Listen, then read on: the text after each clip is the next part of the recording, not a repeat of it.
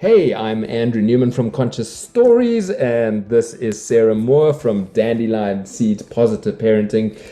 And we're going to do story time, story talk, and the deeper meaning behind the story that Sarah's holding up, the Tree of Goodness.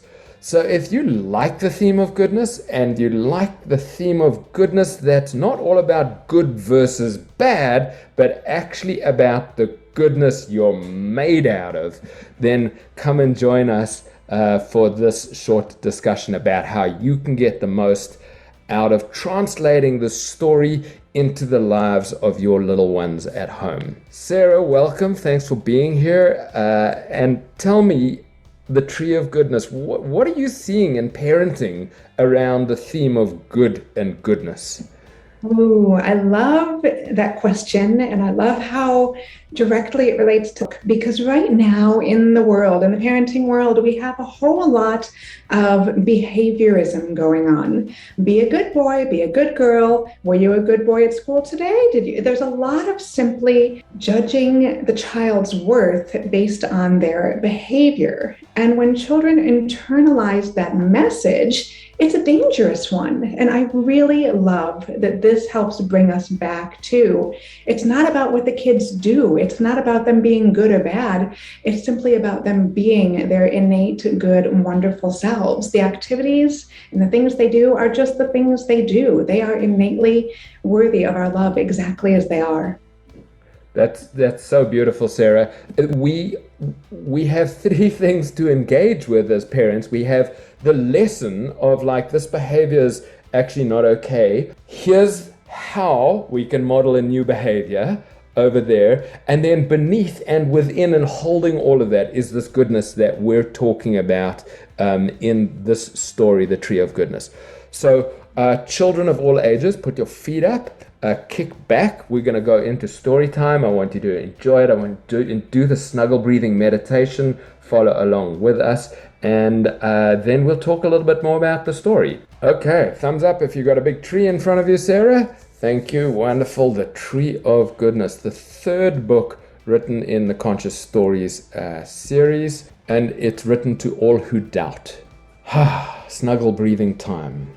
So, breathing in, I breathe for me, I breathe for you, I breathe for us, and I breathe for all that surrounds us. Got some stretches there. A little bit more breath, a little bit more attunement, a little bit more connection, a little bit more focus, so we can come present for the story.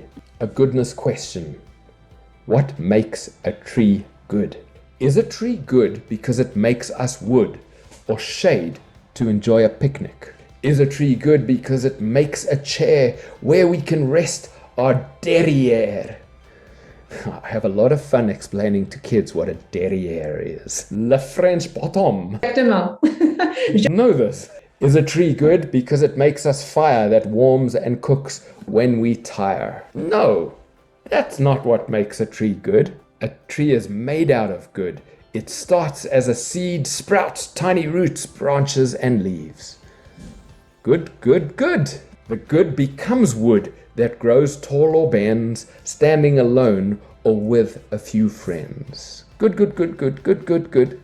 Sometimes it's leafy or knotted with bumps. Often it kinks and has a few lumps.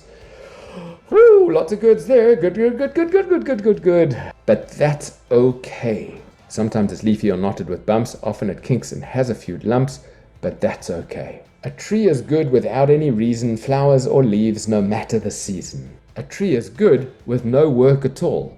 It's already good, short or tall. What makes a tree good? The answer is this. A tree is good just how it is. I feel a little bit of relief as I read this again. It's like it's been a moment since I've read my own story, and it's reminding me of my own inherent goodness. And we have a little goodness stretch as the exercise at the end, and you can plant your feet on the ground and you can feel the roots stretching out and stretch your arms up like branches to the sky, feeling the trunk tall and strong, closing your eyes and connect with goodness and smile. And one of my favorite testimonials from this book, this comes from a man called Satish Kumar, and he taught me this this nature of goodness, actually. And he says that I hope that the tree of goodness reaches many readers. The words are simple yet full of wisdom. The artwork is elegant and filled with a sense of humor. Children as well as adults will learn that meaning of deep ecology from the reading of this book, and that is this deep ecology of our natural goodness. We're made out of goodness, which I think was the title of Desmond Tutu's book. Actually, he had a book, Made for Goodness or Made of Goodness, I forget, but another inspiration for me in the writing of this story. Sarah, where does the story take you? Oh, it takes me to so many good places. I completely agree with that beautiful quote you just shared. There's humor, there's, lightheartedness with a deep message in here. So this book really touches on a whole number of different emotional levels. But for me, the one page that really stands out, by the way, notice my very cool multicolor pen. These aren't popular anymore, but like harkening back to using it as my bookmark. My favorite page is this one right here. A tree is good without any reason, flowers or leaves, no matter the season. That really comes back to what I was saying before with it's not about what our kids do that makes them good or bad. It's simply they're just whole as they are. And when we can separate the behaviors and the things we want to be seeing and the things we don't want to be seeing from their innate goodness and looking at the child in front of us who's already whole, already worthy of love, already absolutely who they are supposed to be, yes, we can guide them and teach them lovingly, but they are not anything other than what they are already supposed to be, exactly as they are. So how would you suggest parents communicate that with the help of this story? What sort of language could they be using with their little ones? Well, the story itself really does it in a beautiful way. I think it's a great reminder that's very accessible for children. And a lot of it is going to come back to when we are parenting. For example, really getting curious about what's going on in the child's internal world, especially if they're struggling. Let's say we've got a 3-year-old who keeps waking up the baby. And of course, that's totally maddening for us as a parent. It took us 2.5 days just to get the child down for the nap, right? And suddenly the 3-year-old walks in and is like, well, that's over. Well, if we go to our 3-year-old and say, you're being a bad boy or what a naughty girl or whatever, it teaches the child that their inherent value is unstable, because they're only acceptable if they're doing the things that their parents perceive as good behavior. Whereas a shift on that would be the parent who, and believe me, I understand how incredibly hard this would be, especially in the napping situation I just raised.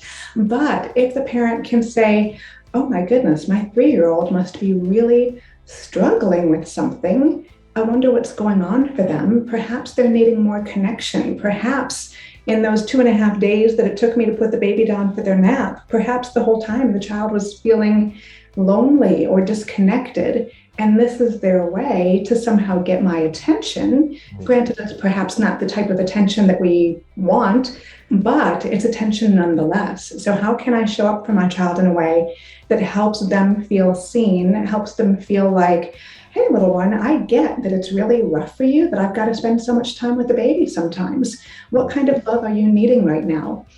And it's hard work, but when we show up for the child in that way, they don't feel like they are good or bad based on their behavior. We can still teach them ways not to wake the baby, but we can also model that they are inherently worthy of our love, right, no matter what they do, even when it's a really hard, horrific situation like the one I just described. Yeah, instability of love is the territory of attachment theory. It's the territory of, we talk about the anxious avoidant, and it's like a lot of that bonding that happens as an infant, and the ability to convey love throughout difficult moments is really a skill that's worth spending some time trying to develop as a parent. I mean, I'm still trying to develop it as an adult in my relationships with my friends and with my work colleagues. And I often will say, if I'm in a moment like I'm angry, I'll be like, I'm angry, but this doesn't change that I love and care for you. And I can say something like that to bring balance right in the moment. And then Dr. Becky Bailey from Conscious Discipline has this wonderful phrase where she would say, "Oh, you were hoping that, ... And it's such a kind phrase to support a child who's in like a slightly whiny moment or a slightly activated moment where they're not getting their way, and really they're afraid. From a brain perspective, the brain is questioning, am I still loved? Am I still loved? Am I still loved? Am I still loved? Am I still loved? And so we can say, oh, you were hoping this. And that really goes to the, I was hoping for a sweet and I didn't get one and I wanted a candy. It's like, oh, that must be hard. I know. Again, I still love you. And we're going to keep moving so that we're not getting stuck in that moment of challenge or overwhelmed with it. Exactly. Yeah. And I love that you touch on the attachment piece of it, because we still get to be emotionally authentic. We still get to feel angry. Conscious parenting does not mean that we dismiss our feelings and that we pretend everything's okay when it's not. But when we communicate those messages, just like you did so eloquently and so beautifully a moment ago, you get to say, I feel angry and I still love you. And we're going to work through this. And that's such a beautiful way to reinforce to the child that they get to develop a secure attachment with the concept of anger. Anger is not inherently bad. And they need to know that the anger doesn't define the relationship. The relationship is always bigger than the problem at hand. Mm. And so one of my suggestions for parents is to actually choose the book off the shelf with the value that you're working with in the home. Right? This is why we have 20 books and we have 20 different values. Now, your child's favorite's probably going to be The Hug Who Got Stuck, or it's going to be The Unicorn Story. But when you know that you can see them wrestling between their own goodness and badness, when they're starting to feel bad, they're going to go to shame, they're going to go to guilt, their energy is going to shrink, their behaviors are going to be accommodating as opposed to self-expressive. This is an opportunity for you to pull the book out and say, hey, we're going to read 2 stories tonight. I know you want to read The Hug Who Got Stuck. I want to read The Tree of Goodness. And let that come back out or off the shelf. Let them hear the story. And then work with some language around the character. It's like, remember how the little tree tried all these things in a way to be seen as good. And I think we should, if we're talking about trees, we should probably talk about Shel Silverstein and the tree that got cut down. Yes, the giving tree that gave a little too much at the end there. Yeah, the giving tree, the giving, no more tree. And this is like an opportunity. We can actually juxtapose those. If you've got the 2 stories at home, you can talk about trees in a different way, and you can get to talk about the sentient nature of trees from this conversation. You get to talk about the effort of being turned into a chair, into wood, into fire, things that the tree didn't actually have so much choice in. And so there's a whole lot of conversation that can blossom out of reading this story at bedtime. And you could ask some questions like, did you do something good today? Did you see someone do something bad today? Do you still love them? Are they still like in your heart? Can you care for them? And that helps transfer it into a lived experience and a skill for your little ones. Yes, and I love the emotional safety of talking about these things through stories, because it feels so much less intrusive emotionally to the child when we do this type of story teaching, which, I talk about in my upcoming book as well. So we're very much on the same page, literally and metaphorically. Well, I mean, Sarah, thanks for jumping in and talking about the Tree of Goodness, and for being one of the mirrors to me of my goodness and to the kids you work with and to the parents you work with. One of my favorite things, and I'd like to do it right now, is just to say to all the parents out here, because it's possible that even as a parent, you're sitting here questioning whether or not you're a good enough parent. And I want to go beneath that worry, and I want to go to the place you come from, which is good, and what you're made out of, which is good. And also to affirm that if you're here and you're listening and you're engaged in the conversation about how to be a better parent, that's enough. You can actually start to rest and relax into who you are and enjoy being yourself. Yes, And I see that wholeheartedly. yeah, that's for you, Sarah. That's for all of the families listening. That's for me as a reminder. It's for your little ones. May this story, The Tree of Goodness, help remind you. And thanks for joining us. Sarah, thanks for being here. Thank you so much.